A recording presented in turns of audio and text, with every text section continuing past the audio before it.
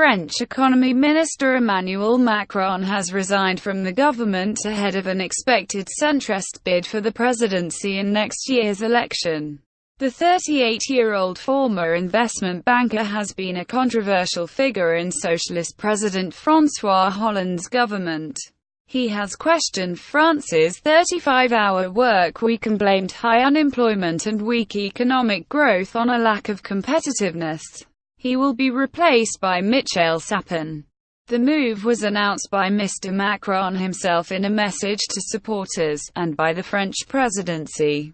However, a spokeswoman for Mr. Macron said he would not announce on Tuesday if he would run for president, adding that his new party would first work on its policy platform and gauging support.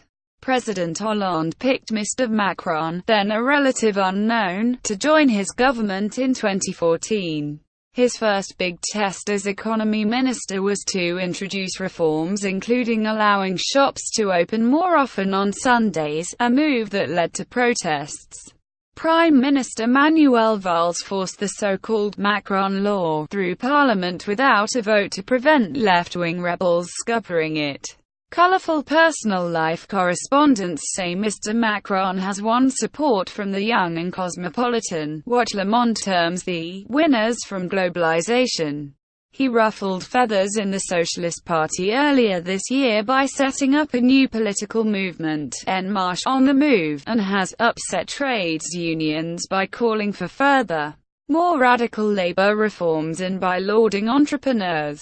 Responding to criticism from within his own party last year, he said, "If approval was a criterion in this country, nothing would ever get done." His speeches to supporters have broadly hinted at his presidential ambitions, and he routinely polls higher than Mr. Hollande.